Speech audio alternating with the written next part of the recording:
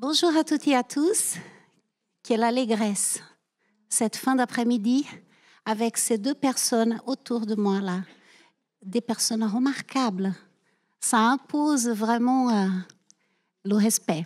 Cher monsieur, quand on découvre les aventuriers que vous êtes, tous les deux, donc je suis en compagnie de Jean-Christian Kiep et d'Olivier Weber. Bonjour à vous. Bonjour. Oui, là-bas. Jean-Christian, bonjour. Ici Olivier. Quelques mots. Olivier Weber, juste à côté de moi, donc écrivain, grand reporter. J'ai vu la liste des prix qu'il a reçus. Je me suis dit, bon, on va peut-être juste retenir deux. Le Albert Londres en 1992 et aussi le Joseph Kessel en 1998. Mais la liste est longue. Et puis, je me suis aussi penchée sur la sortie du dictionnaire amoureux de l'aventure, puisqu'il est aussi paru l'année dernière, en 2024. Mais j'ai vu aussi qu'avant cela, en 2019, vous aviez fait un dictionnaire amoureux de Joseph Kessel également, entre autres, puisque écrivain, donc beaucoup de livres de publiés. Nous allons parler aussi dans quelques instants, notamment de celui qui nous réunit cet après-midi.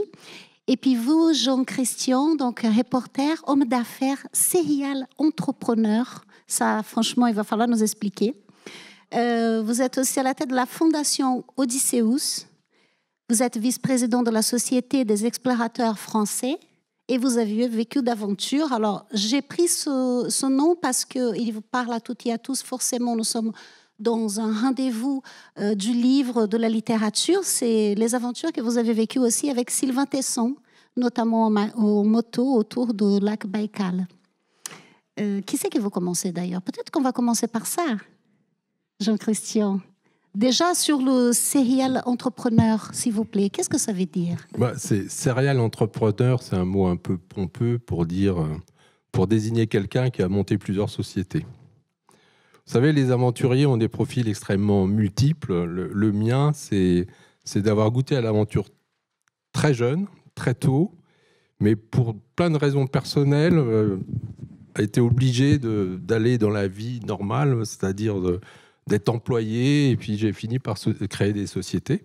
Parce que créer une société, c'est peut-être une des aventures les plus complètes, les plus difficiles qui existent, et c'est souvent des aventures sur le long cours. Pour vous dire à quel point le domaine de l'aventure est quelque chose de vaste. Et donc, à partir d'un moment, j'ai eu l'envie, un peu comme aventurier, de me lancer, d'aller vers l'inconnu et créer des sociétés. Et il se trouve que j'ai commencé avec une et j'ai fini avec une dizaine. Voilà.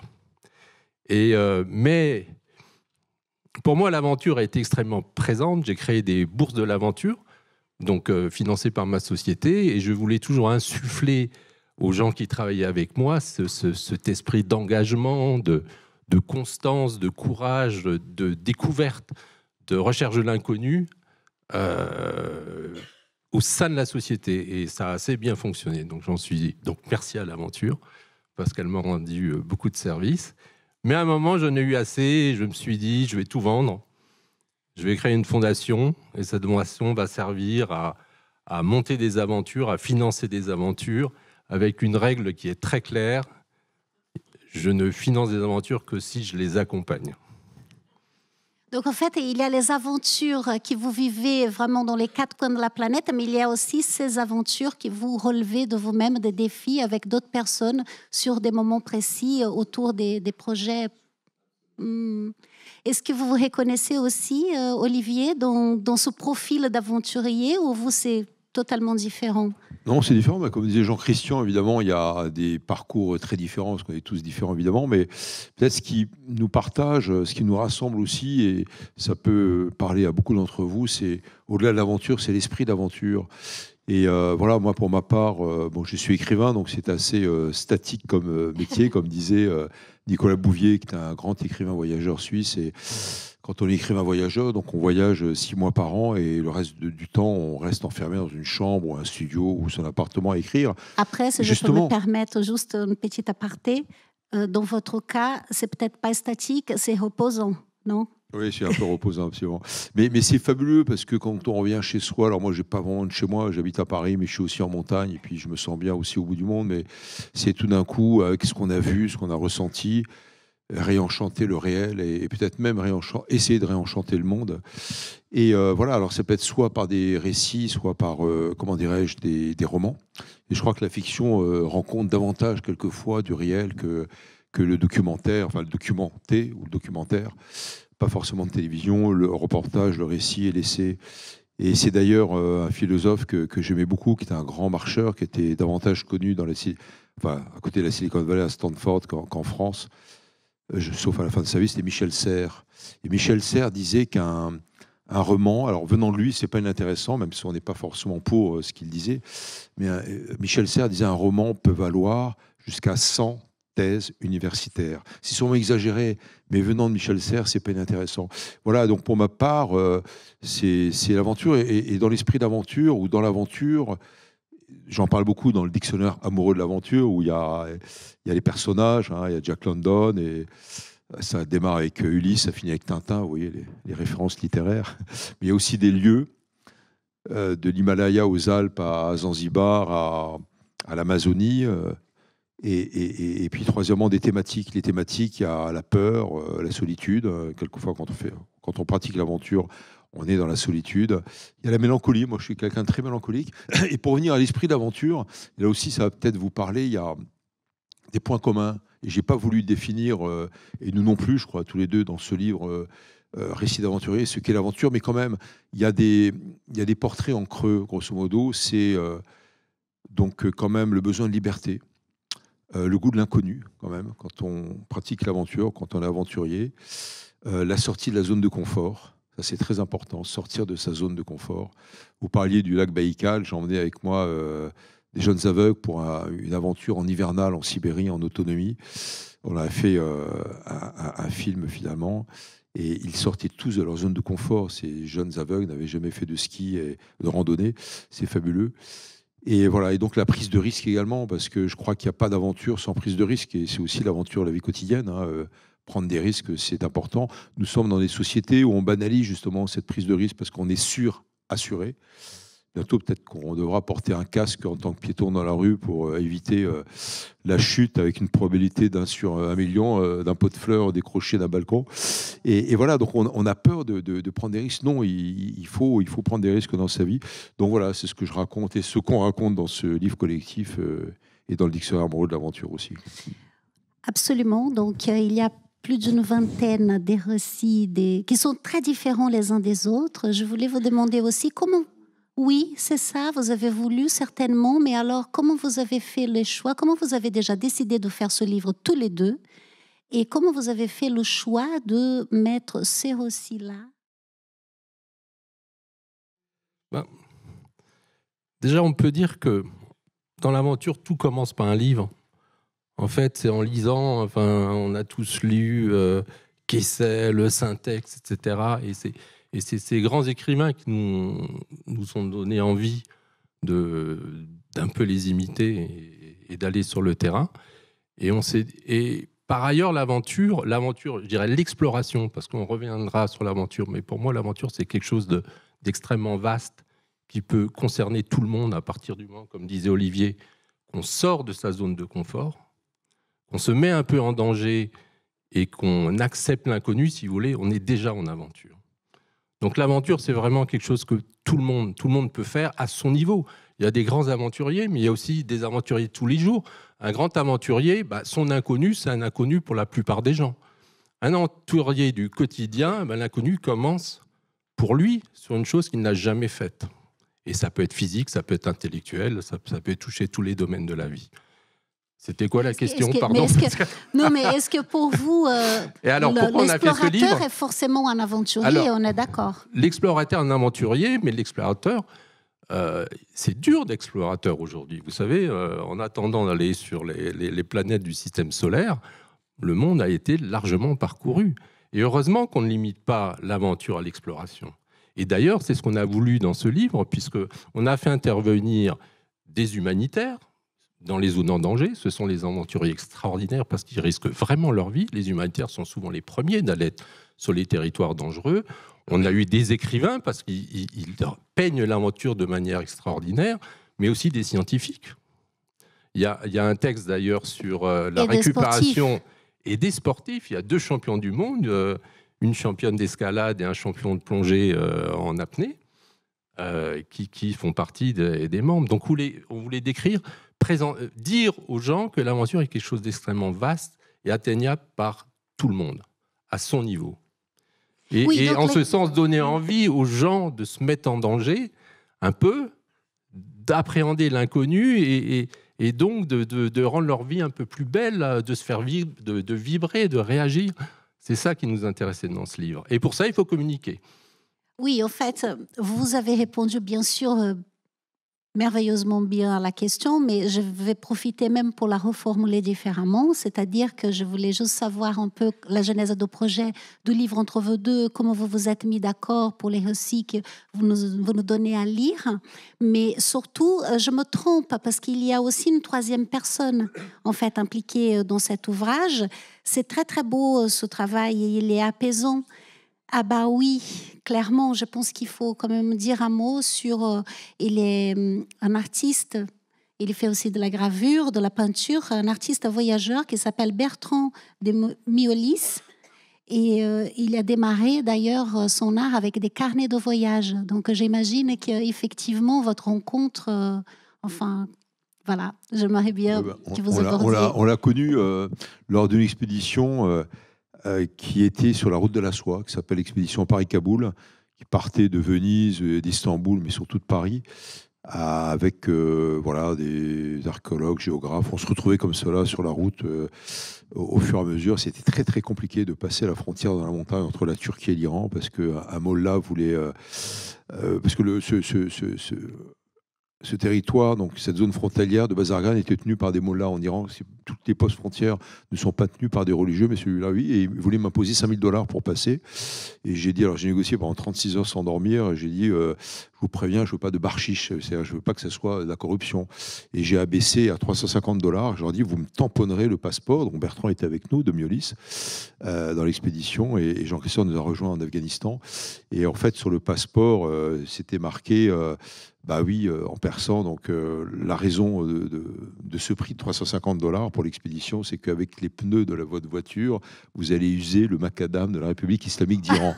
Grand producteur de pétrole, membre de l'OPEP, et les mollahs iraniens sont les grands hypocrites, comme nos amis talibans, avec lesquels j'ai vécu pour un livre qui était autorisé, mais surtout pour un film qui était interdit. Et donc Bertrand faisait partie de l'expédition, c'était il y a déjà un petit moment, et il avait fait les carnets de route, en fait, parce qu'on a fait 6 films et 2 livres collectifs, puis un livre que j'écris moi-même, qui s'appelle Le Grand Festin de l'Orient, qui reprend le titre de Goethe, d'un poème de Goethe écrit en 1815 sur le Rhin à la faveur de la paix, qui était écrit à la manière des Persans, de Khayyam, etc.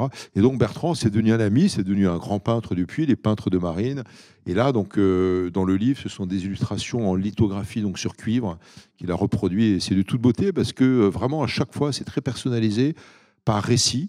Il y a plusieurs peintures donc devenues illustrations, parce que c'est une reproduction de ces lithographies sur cuivre dans le livre. Donc voilà, ça donne aussi une dimension imaginaire, on va dire. Ce ne sont pas des photos, donc c'est vraiment quelque chose qu'il imagine à propos du chapitre, de chacun des chapitres. Donc Guillaume Néry, qui est le plongeur sous-marin, qui était aussi avec nous d'ailleurs en Afghanistan, parce qu'on a fait une plongée archéologique dans les lacs de toute beauté de Bandi Amir, à 3500 mètres d'altitude.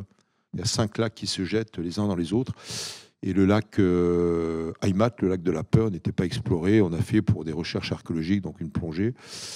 En apnée, c'est pas évident, à 3500 mètres, 40 mètres de profondeur. On a une anecdote là-dessus, parce qu'on avait pris... En fait, on voulait sonder les lacs du Bandi Amir pour voir leur profondeur, si vous voulez. On avait pris le champion du monde de plongée en apnée au limite, qui était... comment il s'appelait ? Loïc Leferme. Loïc Leferme, qui était... C'était un des Français les plus titrés. Il a été 7 fois champion du monde. Et Guillaume Néry, qui était un peu son dauphin, sans faire de mauvais jeu de mots. Et donc, ils ont plongé. Alors, à l'époque, je crois que le record de Leferme, c'était moins 178 mètres, quelque chose comme 171. ça. Ouais, on n'est pas 7 mètres près. Et donc, ils sont plongés. Et on dit que Loïc Leferme s'est cogné la tête parce qu'à 38 mètres, il a touché le fond. Et il pensait absolument pas que c'était si proche, quoi. Donc, il a dit oui, bon, bah, très bien, mais c'est pas très profond. L'exploration, c'est plein de surprises, en fait. Et Guillaume Néry, qui était l'autre plongeur qui avait 21 ans à l'époque, et donc l'un des contributeurs, qui est devenu champion du monde double, triple, quadruple pour la descente à poids constant, donc à Palme, qui est différent de nos limites. C'est le Grand Bleu, nos limites, et descend avec une gueuse. Et bien, donc voilà, il a fait la deuxième plongée. Mais l'histoire, c'est que Loïc a plongé ce jour-là. Nous, on était là hein, avec lui. Il a plongé avec un début de fièvre typhoïde, donc c'est quand même pas mal, quoi. Et donc voilà, Bertrand avait illustré tout ça et on l'a récupéré, mais on se voit de temps en temps. Il est aussi donc peintre de marine, je l'ai dit. Et voilà, donc c'était une belle aventure à nouveau que de repartir avec tous ces gens-là pour ce livre. Et bon, à un moment, il faut être... alors peut-être dans l'aventure, il faut être un peu dictateur, parce que là, il a fallu un peu les fouetter, enfin nous tous, moi le premier, tu m'as fouetté aussi, parce qu'on est toujours en retard. Et c'est le principe des livres collectifs, on est toujours en retard, quoi. C'est comme ça. Quoi. Bien sûr, mais dans le livre, il y a aussi des récits d'aventure qui datent déjà également. Hein. Vous avez donc, par exemple, le récit de Jean-Louis Etienne, qui était le premier homme à atteindre le pôle Nord en 1986. Est-ce que ce récit, il était prêt? Est-ce que vous l'avez demandé de l'écrire? Comment ça s'est passé, par exemple, dans ce cas-là? Il a fait un livre sur cette épopée au pôle Nord, mais on lui a demandé d'écrire quelque chose de court, parce qu'on savait que si on lui demandait d'écrire quelque chose de long, il ne le ferait pas. Et en fait, c'est très bien, quoi. Donc, il écrit 2 pages, mais qui sont très représentatives de l'aventure engagée, parce qu'il démontre à quel point ça tient à pas grand-chose, en fait, de rester en vie. Ça tient à pas grand-chose. Et avec une modestie et avec une précision qui est quand même incroyable. C'est certainement un des meilleurs récits du livre. Oui, il raconte grosso modo... C'est impressionnant, en tout cas. Oui, absolument. Le but, c'était que chacun d'entre nous raconte un instant de nos vies, nos parcours d'aventure, on va dire. Et Jean-Louis Etienne, c'était... à un moment, il a failli mourir sous la tente, par moins 30. Il n'arrivait plus à allumer son réchaud. C'est le réchaud qui s'allume, qui lui sauve la vie. Ça me rappelle une nouvelle de Jack London, mais à l'envers. Construire un feu, qui est assez courte, hein, et que Lénine se faisait lire sur son lit de mort par Nadejda en 1924 ou 26, je ne sais plus quand il est, 24, je crois. Construire un feu de Jack London. Et voilà, donc le trappeur dans la nouvelle, le petit roman, on va dire même, de Jack London meurt parce qu'il n'arrive pas à allumer le feu. Et son chien comprend, et il part. Le chien du trappeur part dans la neige, au fin fond du Canada, et lui, Jean-Louis Etienne, se sauve avec la dernière allumette. Donc voilà. Donc c'était. Après, il y a d'autres récits. Bon, il y a Stéphanie Baudet qui est championne du monde. C'est très beau son récit. Hein. Il est très poétique, c'est-à-dire qu'elle a vécu une expérience extraordinaire. Hein. Et puis elle est revenue dans ce lieu. Il a retrouvé les personnes 17 ans plus tard. Vous voulez dire un mot? Stéphanie Baudet est une fille incroyable. Elle est championne du monde d'escalade, ce qui n'est pas rien. C'est quand même un titre assez couru. Et quand vous la voyez, elle est d'une sensibilité, d'une fragilité. On a l'impression que chaque prise pourrait la casser en deux. Et en fait, elle est tellement habitée par une volonté de réussir et aussi par l'amour de la beauté de l'escalade. Je pense que c'est ça qui la décrit le plus, qu'elle en devient quelqu'un d'extrêmement fort. Mais elle ne se départ pas de cette poésie qui l'habite en permanence et dont l'escalade et ses titres n'est qu'une expression finalement. On ne dira pas plus. Vous allez découvrir par la lecture de cette belle nouvelle. Mais peut-être qu'on peut parler un peu plus longuement pour illustrer davantage en termes d'aventure notamment et d'exploration, bien sûr. Avec vous, votre aventure, Olivier, au Triangle d'Or et la jungle de Birmanie. Quel moment incroyable vous avez vécu, puisque vous aviez envie d'avoir un rendez-vous, et pas des moindres, avec un grand trafiquant de drogue qui s'appelait à l'époque, donc, parce qu'il n'est plus Kunsa. Comment ça s'est passé? Oui, alors Kunsa, c'était le plus grand trafiquant de drogue au monde. Et d'ailleurs, il est représenté dans le film de Ridley Scott qui s'appelle, ça va me revenir, l'histoire du American Gangster. Je ne sais pas si vous avez vu, c'est l'histoire du roi de la pègre, qui est un noir américain à New York, qui est incarné par Denzel Washington. Et le héros, donc Denzel Washington, le roi de la pègre à New York, va chercher donc de l'héroïne au fin fond du Triangle d'Or. Et le personnage qu'il a dans le film en face de lui, c'est Kunsa. Moi, j'ai mis 5 ans à le retrouver, Kunsa. En fait, j'écrivais un livre qui s'appelle La route de la drogue et qui descend depuis deux maquis de la drogue, la Birmanie et l'Afghanistan, qui descend toute la route. C'est la route des Indes à rebours, en passant par plein de pays, une quinzaine de pays. Et je finis dans les squats à Amsterdam, à Paris, à New York, avec les drogués et les humanitaires qui soignent la drogue. Et c'est un récit assez littéraire où je parle du rock'n'roll, je parle de Rimbaud, d'Apollinaire, tous ceux qui ont parlé de la drogue, de Jean Cocteau, etc. Et donc, pour ce livre, j'ai pourchassé littéralement Kunsa. Et puis un jour, on m'appelle à Paris, on me dit, soit vous venez, c'était au mois de mai, soit vous venez en novembre à Bangkok et on vous emmène éventuellement là-haut, c'était pas sûr, soit vous venez dans 15 jours. Je dis, j'arrive. J'ai pris l'avion, je suis parti à Bangkok, tout ça a pris encore des semaines. J'avais 2 passeurs dans la montagne au nord de la Thaïlande qui se sont perdus. J'étais arrêté par les rangers thaïlandais, j'étais en prison, on m'a libéré. Je suis reparti, j'ai pris d'autres passeurs. Tout ça dans la montagne avec des sangsues partout, ça prend des semaines. Et en montagne, en Birmanie, où j'arrive clandestinement, j'avais quand même des mots de référence et on m'indique un chemin comme ça. J'arrive sur les hauts plateaux. Donc dans le fief déjà de Kunsa, ce plus grand trafiquant de drogue à l'époque, qui avait une armée de 20 000 hommes, qui existe toujours, c'est la MTA, la Hmong Thai Army, l'armée des Hmong Thai, qui se battent contre le régime de Rangoon. Il y a du politique, mais il y a surtout du marchand, du vénal qui est derrière. Et je tombe sur une pagode là, dans la jungle, en montagne, donc. Et puis quelqu'un me fait signe d'aller là-haut, en haut de la pagode, une sorte de mezzanine. Je tombe sur un type allongé. C'est comme les fumeurs d'opium dans Tintin, le Lotus bleu, quoi. Et le type me dit, en très mauvais anglais, il me dit qu'est-ce que vous cherchez? Alors je dis je suis dans le fief de Kunsa, est-ce que je dis la vérité ou pas? Je cherche pendant 30 secondes et je lui explique que je cherche Kunsa. Il me pose encore une question et il finit par me dire Kunsa, c'est moi. Et à ce moment-là, il y a 3 gardes du corps qui arrivent. Ils me dévisagent et ils emmènent Kunsa et j'ai rendez-vous avec lui une semaine après, donc je l'ai vu pas mal de fois. Je suis allé voir ses combattants. Donc c'était le plus grand trafiquant de drogue au monde qui produisait, vous savez, c'est le gentil coquelicot de Cocteau. Enfin, c'est le pavot somniferum, donc la fleur de pavot qui fait de l'opium, qui fait de l'héroïne. Avec 10 kilos d'opium, on fait 1 kilo d'héroïne. À peu près, ça dépend des pays. Soit l'Afghanistan, chez nos talibans, pareil, les grands hypocrites, ils sont pour la pureté. Ils m'ont expliqué ça pendant des mois et en fait, ils produisent le tariaq, comme on dit en persan, donc ça veut dire opiacé, mais c'est un euphémisme pour dire héroïne, c'est l'héroïne, quoi. Et donc, je suis allé voir ces hommes, etc. Alors, j'étais surpris parce que malgré le fait qu'ils soient un grand trafiquant Kunsa dans sa montagne et sur les hauts plateaux, chaque fumeur de hashish est emprisonné pendant 1 an. Alors d'abord, ils les mettent dans des espèces de jarres creusées dans la terre, comme des caves, gardées par 2 gars en haut, avec une clé, là, une espèce de grille en bois. On leur jette 2 fois par jour un bout de pain.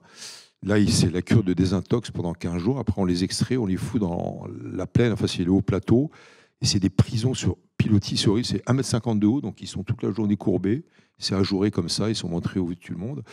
Et bref, donc voilà, j'ai pu le rencontrer, mais c'était intéressant parce que ce livre, je l'ai dédié à un ami que j'ai connu en montagne à 14 ans, qui était un ami de Nice, là, et qui était un beau gars, très musclé, aucun problème avec les filles, etc. Et à 17 ans, il a commencé à tomber dans l'héroïne et j'ai arrêté de le voir. Et 2 ans plus tard, quand j'avais 19 ans, on avait le même âge, j'ai appris qu'il s'était pendu en cure de désintox dans les Pyrénées, parce qu'il ne supportait pas le sevrage, je pense. Et donc ce livre était dédié à Philippe, sur la route de la drogue. Donc voilà, j'ai donc écrit, en reprenant les éléments de ce parcours, ce chapitre sur Kunsa. Et voilà. Et pour finir l'anecdote, mais que ça ne sorte pas de ce festival, c'est pas très glorieux pour moi. Donc je le vois plusieurs fois, Kunsa, dans sa villa surarmée, avec des voitures de luxe en pleine montagne, etc. Et puis à un moment, il me dit, on prend une photo, il y avait ces hommes, etc. Il y avait Jonito qui était derrière, lui était alcoolique du matin au soir. Et il me fait prendre en photo avec lui à côté, et tous ces hommes en armes, il me met la main aux fesses. Et j'ai dit, qu'est-ce que je fais? Je rétorque, je lui donne une claque. Puis quand j'ai vu les Kalachnikov se lever, j'ai rien dit, je suis désolé.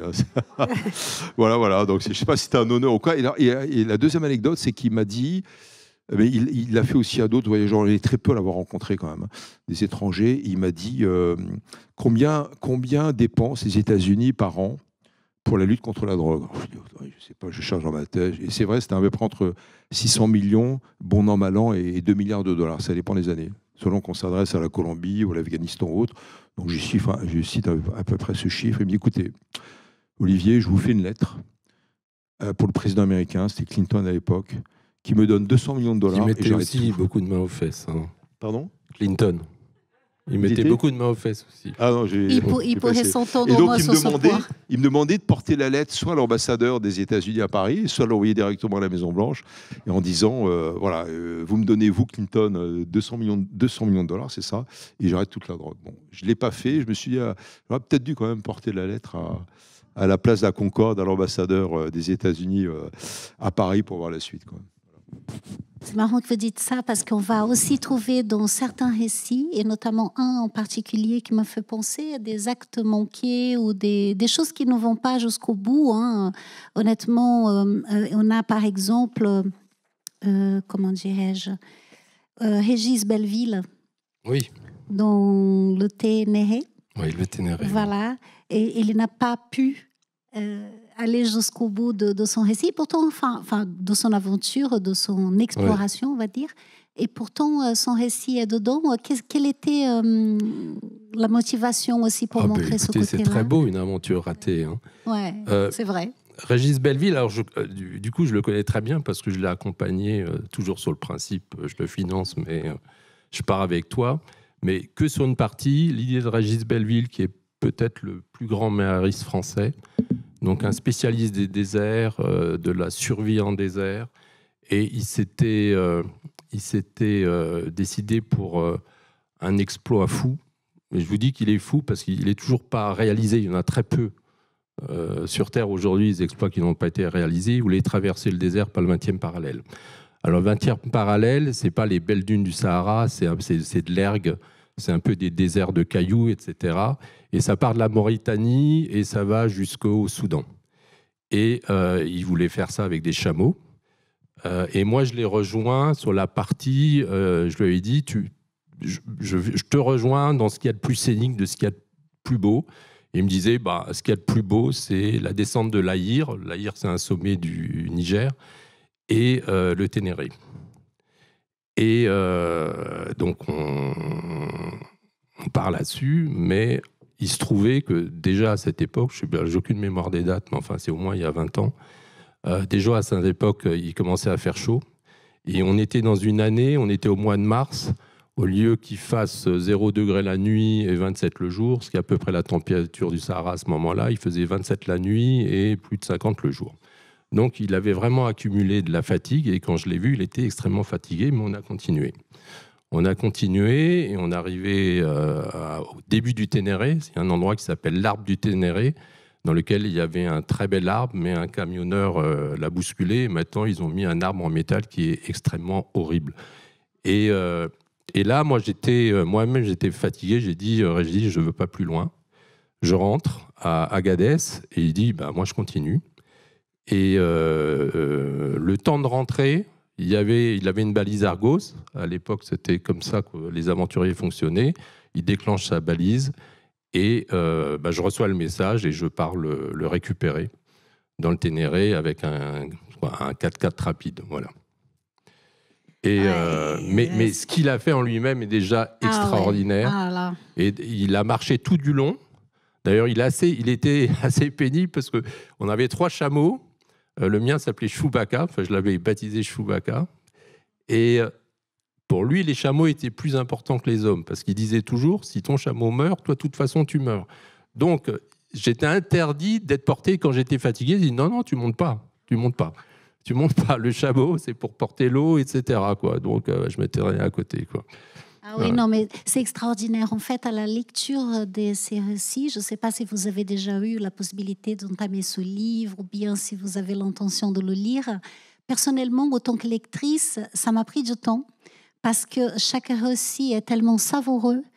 Et en plus, quand on tombe sur les illustrations, on a le temps de se projeter, de vivre, de sentir des choses qui peut-être c'est infime sur la situation vécue par la personne, mais c'est déjà tellement émouvant, tellement on est dedans, quoi. On est comme des aventuriers, on est ton lecteur en fait. Et je souhaiterais que vous puissiez aussi nous raconter en quelques mots peut-être vos premières aventures. Je ne sais pas, vous étiez au Afghanistan, mais vous étiez drôlement jeune en fait. Vous avez une vingtaine d'années. Oui. Le récit est à l'intérieur du livre. Et surtout, la question que je me suis posée, c'est à un moment donné, pour continuer ce que vous devez faire, vous avez eu un cheval magnifique. Oui. Et je me suis dit, mais était-il déjà un bon cavalier à la base ?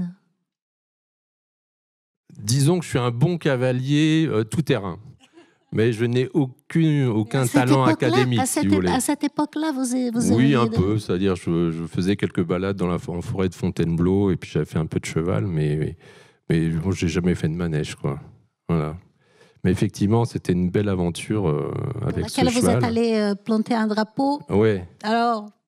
En fait, l'Afghanistan, c'était en 86. L'Afghanistan, il y avait une guerre. Moi, quand j'ai été diplômé, j'avais absolument pas envie de travailler. Mais alors, vraiment, absolument pas. Et je me suis dit, il faut que je fasse quelque chose qui nourrisse mes idéaux de jeune garçon. Et il y avait l'Afghanistan en guerre contre l'URSS. À l'époque, c'est pas la Russie, et c'est l'URSS, donc c'était encore plus grand. Et donc, c'était le pauvre paysan afghan qui se battait au début avec des fusils Enfield contre l'armée rouge qui était invaincue qui essayait de résister. Et finalement, ils ont assez bien résisté avec beaucoup moins d'aide que l'Ukraine a aujourd'hui de l'Occident. Et donc, on faisait de l'humanitaire, on faisait de l'aide aux résistants afghans, mais une aide ça s'appelle du cash for food, c'est-à-dire on a pris de l'argent pour que les populations puissent tenir, puisque les résistants, ils vivaient avec leur famille, et si leur famille partait, c'était beaucoup plus dur pour eux. Et donc le temps se passe, c'était assez dangereux parce qu'il y avait une supériorité aérienne des soviétiques qui était énorme, donc on était souvent pris en chasse par des hélicoptères terribles qui sont les Mi-24. Et on était toujours dans des chemins de montagne, à marcher la nuit, etc. Et ça a créé... Et puis on voyait les Afghans qui, à côté, priaient tout le temps, si vous voulez.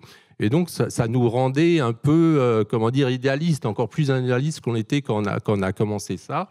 Et il m'est venu une idée petit à petit, puisqu'on devait aller dans le nord de l'Afghanistan. J'ai dit, si j'ai la chance d'aller jusqu'à l'Amou Daria, qui est le fleuve frontière entre l'Afghanistan et l'URSS, j'irai... Ne me demandez pas pourquoi, j'irai planter un drapeau côté soviétique sur lequel je mettrai liberté à l'Afghanistan. Et je ne pensais pas que ça pouvait arriver. Il n'était pas prévu qu'on aille jusqu'aux berges de l'Amou Daria. Donc j'ai pris un morceau de drap, si vous voulez, et puis avec un stylo, j'avais prévu de casser en deux pour écrire liberté à l'Afghanistan. Et on était avec un commandant de la résistance, et on arrive à un fleuve qui est un peu plus grand que ceux qu'on avait l'habitude de voir. Et je dis, mais c'est quel fleuve ? Il dit, mais c'est l'Amou Daria. Mais en face, alors ? En face, c'est l'URSS. Et je me suis exécuté. Donc, je me suis déshabillé, et puis j'ai commencé à nager. Il y avait beaucoup de courant, c'était à peu près 500 mètres. Donc, physiquement, c'était assez dur. Et donc, j'ai fait comme ça, je suis parti comme ça, puis j'ai remarché, etc. Et je suis allé de l'autre côté. Pour la petite histoire, le drapeau, il était blanc, parce que l'eau avait dissous, si vous voulez, l'eau avait dissous l'encre qui était fraîche quand j'ai écrit le truc, voilà. Et donc, je suis sorti, mais très fier de moi. Quel exploit. Et donc, le commandant, il me regarde, il dit... il me dit rien. Et je lui dis, mais t'as vu, quoi ? Ah, il bon dit, Ouais, bon, on se casse. J'ai comment on se casse et tout. Il dit, oui, bon, on se casse, etc., quoi. Et en fait, évidemment, pour eux, ça ne voulait pas dire grand-chose. Ils étaient en guerre, ils se battaient, il y avait des morts. Et puis, finalement, ça peut être qu'une personne qui est un peu extérieure au conflit, qui peut avoir ce geste totalement inutile et idéaliste. Et donc, sur le moment, ça a fait flop, complètement flop. Et moi, j'étais très vexé. Je me suis dit, merde, j'aurais pu y rester, quoi. Mais finalement, ça a fait son chemin.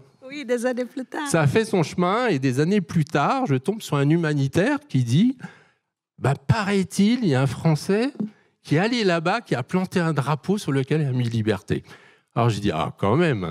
Ah, c'est magnifique. L'histoire, elle est vraiment trop belle et drôle finalement. Donc voilà, nous sommes en train de parler de ce livre magnifique. Un petit mot aussi sur l'éditeur engagé, l'Aube. C'est pas mal ça, l'éditeur engagé. Est-ce que vous voulez dire un mot sur la maison d'édition? Pourquoi cette maison d'édition? Est-ce que c'est une rencontre? Et vous pouvez aussi nous parler du dictionnaire de l'aventure parce qu'il est sorti aussi l'année dernière.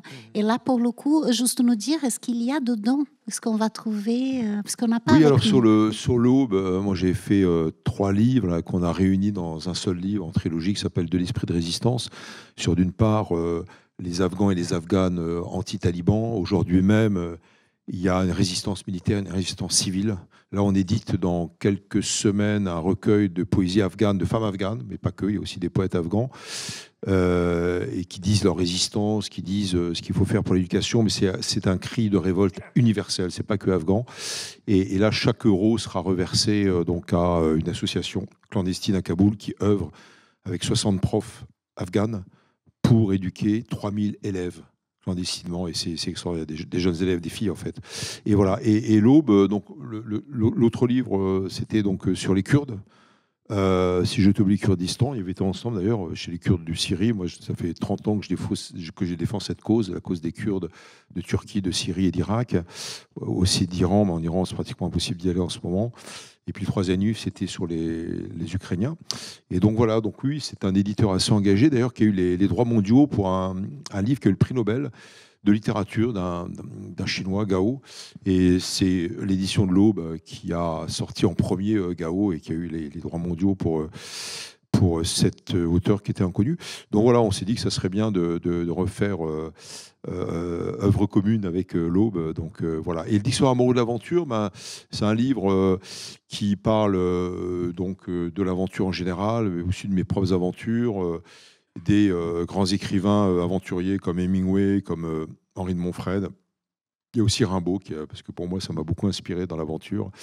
Le jeune poète qui a tout écrit à 17-19 ans et qui tout d'un coup part à 30 ans et quelques en Abyssinie pour se perdre et perdre sa jambe d'ailleurs, ce qui revient à la Timone à Marseille avec la jambe gangrénée. Et il en meurt finalement à 37 ans. Et puis voilà, après des entrées sur des endroits où je suis allé qui m'ont toujours fait rêver depuis l'adolescence ou l'enfance, la mer Rouge, Mocha, les Mecs afghans, l'Amazonie, le fleuve Amazon, etc. Donc voilà, dictionnaire amoureux de l'aventure avec voilà, beaucoup de références historiques, mais aussi beaucoup d'aventures personnelles pour essayer d'esquisser cette définition en creux, encore une fois, sur ce qu'est peut-être moins l'aventure que l'esprit d'aventure. Et moi, dans ma vie, j'ai refusé plein de postes où j'ai eu des postes assez prestigieux. Je me suis empressé de repartir à l'aventure, justement, parce que j'ai ce besoin de liberté, ce besoin d'indépendance. Et voilà, donc je crois qu'on a tous ça en nous aussi, ce besoin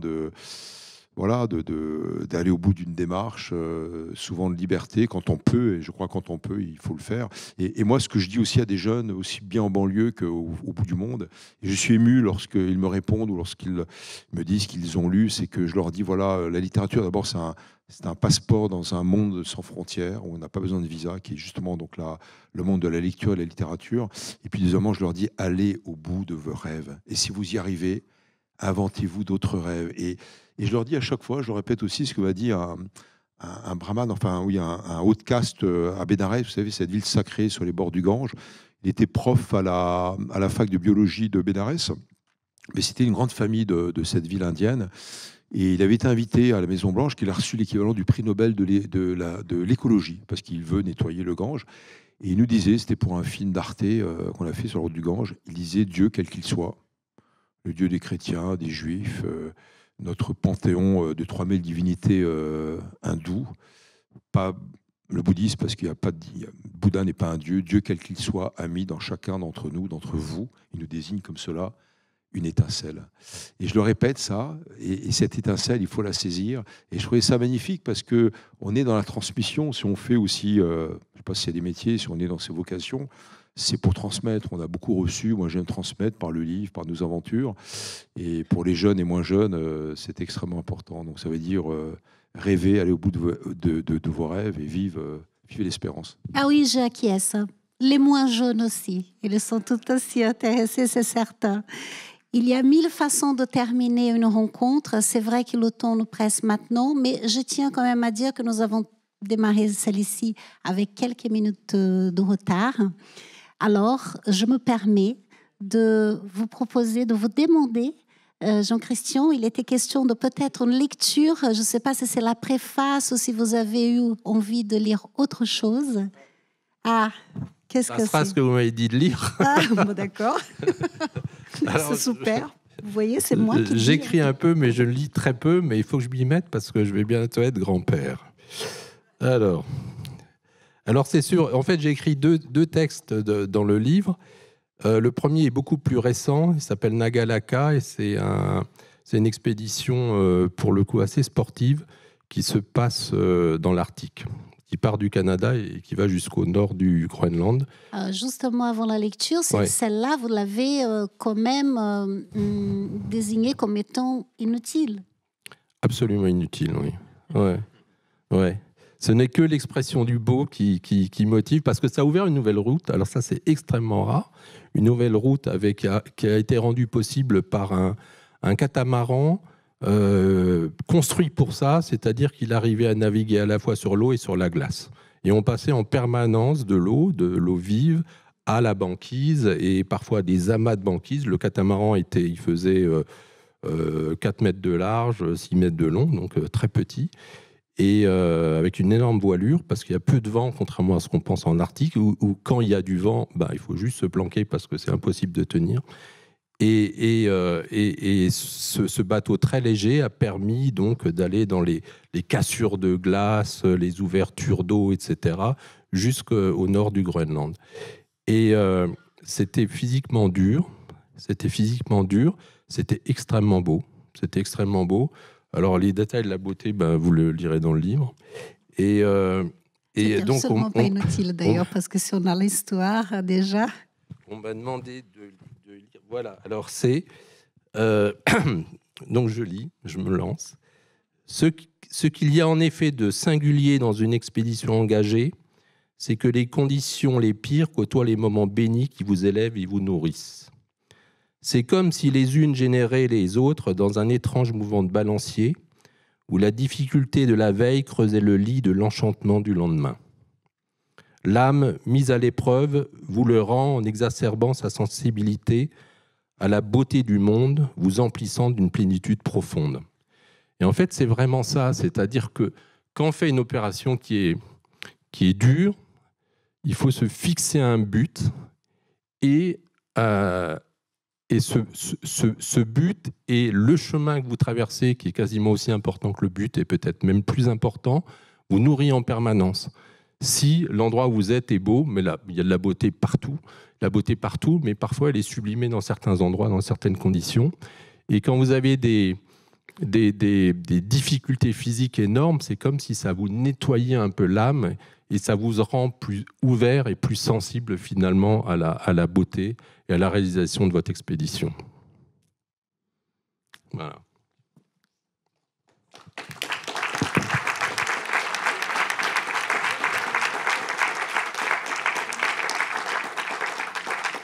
Je vous remercie infiniment de votre présence. Merci beaucoup. C'était tellement chouette de vous entendre cet après-midi. L'autre dimanche n'est pas le même, hein, après tout ça. Merci à vous. Merci. Est-ce que vous êtes en séance de dédicace ? Oui. Très bien. OK, pour les 2 livres, le dictionnaire donc d'aventure et aussi les récits. Vous pouvez les retrouver si vous le souhaitez. Je pense que la conversation va se poursuivre. Merci beaucoup. Bonne soirée.